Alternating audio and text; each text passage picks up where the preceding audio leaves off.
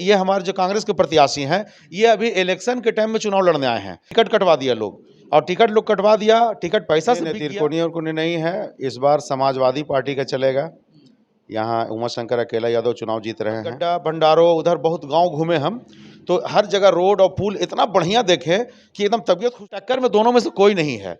देखिए कल यादव समाज का भी मीटिंग हुआ, 5,000 लोग आए थे कहा जाता है। 5,000 लोग से ज्यादा लोग आए। चेहरा बदलिएगा तो दंगा फसाद लड़ाई दुनियादारी जात पात सब होता रहेगा, इसलिए इस सब से बचिए। और जो इधर उधर वोट देना चाहते हैं वो भाई मत दीजिए, और उमा शंकर अकेला जी को वोट देकर चुनाव जिताइए। अच्छे आदमी है, सच्चे आदमी है, नेक आदमी है। तो नमस्कार साथियों, झारखंड चुनाव का जो मतदान होना है, कल 13 तारीख है, कल ही मतदान होगा और चुनाव प्रचार 43 सीटों पर थम चुका है। बड़े बड़े नेताओं का यहाँ पर दौरा रहा। इस बीच मल्लिकार्जुन खड़गे कांग्रेस के राष्ट्रीय अध्यक्ष और राहुल गांधी समेत प्रधानमंत्री नरेंद्र मोदी का दौरा हुआ, अमित शाह का दौरा हुआ और बड़ी बड़ी रैलियां हुई। तो अभी हम गुजर रहे थे हाईवे से, तो हम बरही विधानसभा में पहुंचे थे। तो हम लोगों से बात करते हैं क्योंकि आज आखिरी दिन है और कल ही मतदान होना है। तो एक अंकल जी, उनसे हम बात करते हैं, जानते हैं क्या नाम है सर आपका? सर मेरा नाम मोहम्मद नूर आलम है। आप बरही विधानसभा के मतदाता हैं? जी हाँ। क्या लगता है आपके बरही विधानसभा में इस बार पता लग रहा है कि त्रिकोणीय मुकाबला है या फिर लोग कर रहे हैं बीजेपी और समाजवादी पार्टी के बीच में है, असल में क्या? नहीं, तिरकोनी और कुनी नहीं है, इस बार समाजवादी पार्टी का चलेगा। यहाँ उमा शंकर अकेला यादव चुनाव जीत रहे हैं। इसलिए चुनाव जीत रहे हैं कि ये विकास पुरुष के नाम से जाने जाते हैं और बहुत काम करवाए इन्होंने। हम लोग समझिए कि आज कम से कम 20 साल मनोज यादव को रखे यहाँ विधायक बना करके, मंत्री भी बने, वो वन मंत्री बने। उसके बाद फिर 5 साल यहाँ राम लखन सिंह भी रहे उससे पहले। और हम लोग का हमेशा मांग था विकास का, लेकिन विकास नहीं होता था। और ये उमा शंकर अकेला यादव चुनाव जीते। पिछले बार भी इनके साथ जब ये भाजपा से चुनाव लड़े थे तो ये चुनाव जीते, और चुनाव जब जीते तो समझिए कि काम बहुत किया उस समय भी। उसके बाद फिर बीच में वो 5 साल चुनाव हार गए थे और फिर वो चुनाव जीते कांग्रेस से 2019 में कांग्रेस से चुनाव जीते।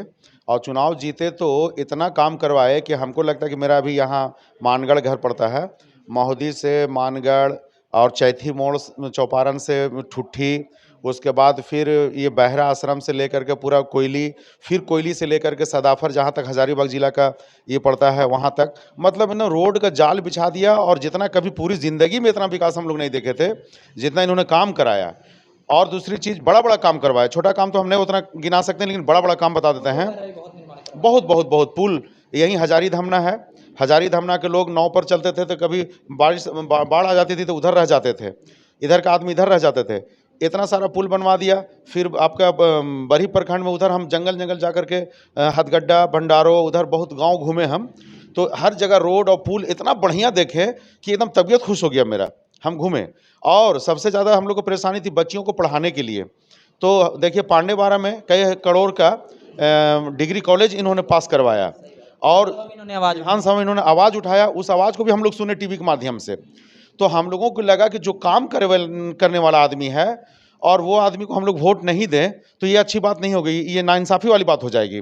देखिए व्यक्तिगत किसी का कोई काम हुआ नहीं हुआ ये अलग बात है, लेकिन सामाजिक काम, सार्वजनिक काम, ये सबका काम हुआ, लगभग काम हुआ, समझे कि नहीं।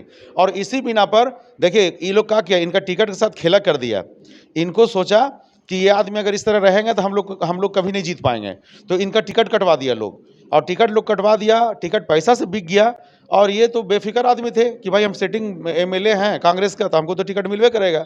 और अचानक हम लोग को 8-9 बजे रात में पता चला कि इनका टिकट कट गया। अब रातों रात, खैर अच्छा काम किया, ही टिकट जब इनको मिला तो ये सूझबूझ से काम लिए और रातों रात ये जा करके जो देश का तीसरे नंबर का पार्टी है समाजवादी पार्टी, वो समाजवादी पार्टी से टिकट लेकर के आए। इससे पहले भी एक बार वो समाजवादी पार्टी से चुनाव लड़े थे, तो उस समय हाँ 2005 में, तो 52,000 वोट इनको उस टाइम हम लोगों ने दिया था। दूसरे नंबर पर थे।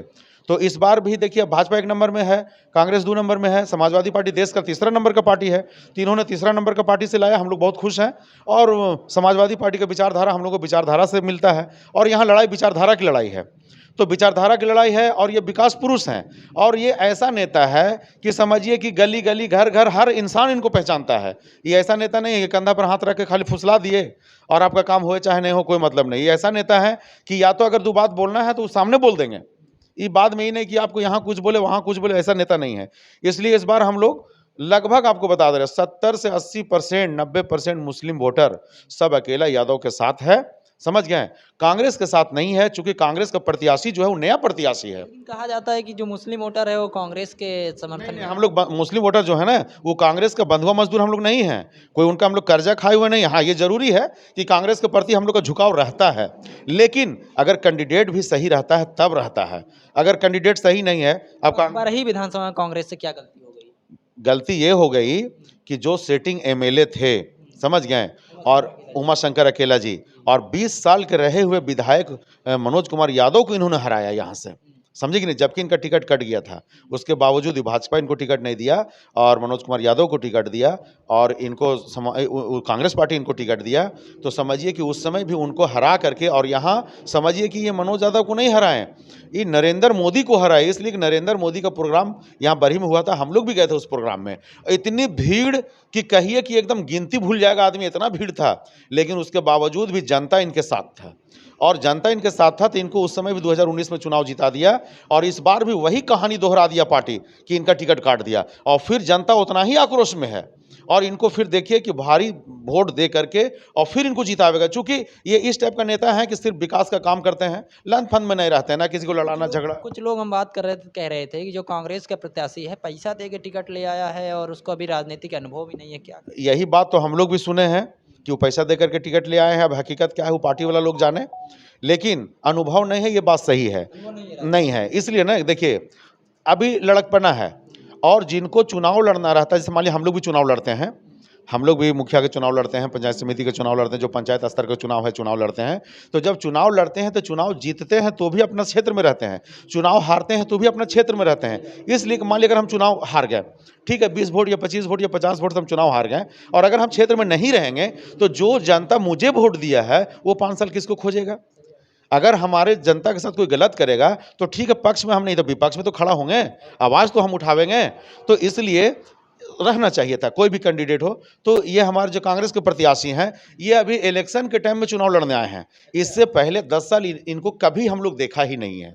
हाँ, इनके पिताजी तिलेश्वर साहू जी थे, अच्छे आदमी थे, वो यहाँ रहे, और वो रहते तो चुनाव वो जीत जाते, वो अच्छे आदमी थे। लेकिन उसके बाद जब वो उनका यहाँ ये हो गया, हादसा हो गया उनके साथ, तो उनकी वाइफ चुनाव लड़ी, साबी देवी, उस समय भी हम लोग उनको साथ दिया, वो भी उस समय 42,000 वोट लाई, लेकिन नहीं जीत पाई चुनाव। तो इनको रहना चाहिए था क्षेत्र में, ये रहते, या इनका बेटा को चुनाव लड़ना था तो इनको रहना चाहिए था। तो ये जब नहीं क्षेत्र में रहे और अचानक आप टिकट लेकर के चले आए, तो मान के चलिए जो 5 साल हमारे साथ रहा, हर जगह लड़ाई झगड़ा, जो भी किसी तरह का मामला आया, हिंदू मुस्लिम जो भी मामला आया, उसमें ये आदमी चट्टान की तरह खड़ा रहा अकेला यादव, और रह करके मामला को सुलझाने का काम किया, लड़ाने का काम कभी नहीं किया। तो बताइए, ये जो मजदूरी किया, उसका मजदूरी हम लोग किसी दूसरे को कैसे दे सकते हैं? जो एहसान हम लोग के ऊपर इनका है, जो हम लोगों के साथ 5 साल किए हैं, तो इनका मजदूरी तो अबर इन्हीं का बनता है, अबर भर तो इनको हम दे देंगे। अगर ये फिर जीतने के बाद नहीं करेंगे या नहीं रहेंगे, फिर आने वाला कैंडिडेट जो अगला होगा उनको हम लोग देखेंगे, क्योंकि तो 5 साल का है, जिंदगी भर का तो कोई मामला है नहीं, 5 साल का मामला है। तो 5 साल के लिए तो भाई ये जो हम लोग के साथ अच्छा काम किए, रोड गली नली कॉलेज और हॉस्पिटल सारा काम करवाए हैं, तो भाई मेहनत जब ये किए हम लोग के लिए, तो मजदूरी भी इन्हीं को हम लोग इस बार देंगे। अगला बार ठीक है, कांग्रेस से जो प्रत्याशी आए हैं मेहनत करें, 5 साल और ये फील्ड में रहें, अगला बार सोचेंगे। लेकिन इस बार तो हम लोग सारा मुस्लिम समाज भारी से भारी संख्या में इनको वोट देकर के हम लोग जिताने जा रहे हैं, और सिर्फ मुस्लिम समाज नहीं, हर समाज का वोट इनके साथ है, और देखिएगा तबर से अबर ज्यादा वोट से ही चुनाव जीतेंगे, जो हमारा अनुमान है। टक्कर इनकी किसकी किसकी मानते हैं, उमा शंकर अकेला की और मनोज यादव की? देखिए, इनके साथ टक्कर में कोई नहीं है, समझ गए, बाकी रह गया 150 वोट से जो ये लोग फर्स्ट सेकंड हो जाए अलग बात है, लेकिन इनका टक्कर में दोनों में से कोई नहीं है। देखिए, कल यादव समाज का भी मीटिंग हुआ, 5,000 लोग आए थे कहा जाता 5,000 लोग से ज्यादा लोग आए, ज्यादा लोग आए, और पूरा समाज का मीटिंग हुआ, यादव समाज का, और सब ने एक सुर में बोला कि हम लोग उमा शंकर अकेला को वोट देंगे। तो सोचिए कि मुस्लिम और यादव का एमवाई का समीकरण रहता है, वो कंप्लीट हो गया। उसके बाद बाकी सारे समाज के लोग इनके साथ हैं, इनके साथ आदिवासी हैं, इनके साथ हरिजन हैं, इनके साथ बैकवर्ड हैं, इनके साथ ओबीसी हैं, सब लोग इनके साथ हैं। इनको कोई चुनाव नहीं हरा सकता है इस बार। और हम भी यही कहेंगे कि हर समाज के लोगों को कहेंगे कि देखिए, जीतने वाले कैंडिडेट और जो विकास करने वाली कैंडिडेट हैं, उनको आप लोग भी वोट कीजिए, और 13 तारीख को कल के दिन 4 नंबर पर बटन दबाइए साइकिल छाप पर, और उमा शंकर अकेला जी को ज़्यादा से ज़्यादा वोट से जिताइए और इस बरही विधानसभा को अमन चैन से रहने के लिए 5 साल के लिए चुनिए। इसलिए कि दूसरा चेहरा बदलिएगा तो दंगा फसाद, लड़ाई, दुनियादारी, जात पात सब होता रहेगा। इसलिए इस सब से बचिए और जो इधर उधर वोट देना चाहते हैं वो भाई मत दीजिए और उमा शंकर अकेला जी को वोट देकर चुनाव जिताइए। अच्छे आदमी हैं, सच्चे आदमी हैं, नेक आदमी है और इससे ज़्यादा हम क्या बोलें। बाकी सारे लोगों को, अपना मुसलमान भाई को और सबको यही कहेंगे कि आप लोग ज़्यादा से ज़्यादा तादाद में उमा शंकर को वोट दीजिए। सारे लोग दे रहे हैं, हम लोग भी दे रहे हैं। चलिए बहुत-बहुत धन्यवाद हमसे बातचीत करने के लिए। तो दोस्तों आपने सुना कि इनका कहना है कि उमा शंकर अकेला जी ने यहाँ पर विकास के आयाम स्थापित किए हैं और लगातार उन्होंने विकास किया है जब भी वो सत्ता में रहे हैं और सत्ता में अगर नहीं भी रहे हैं तो मतदाताओं के टच में रहते हैं, जनता के टच में रहते हैं, उनकी बात को सुनते हैं, समझते हैं। तो खुद अपील कर रहे हैं कि इस बार उमा शंकर अकेला जी को ही चुनिए और अपना मत सही जगह दीजिए। ऐसे ही तमाम खबरों के लिए आप देखते रहिए द थिंकर टीवी। तब तक के लिए बहुत-बहुत धन्यवाद।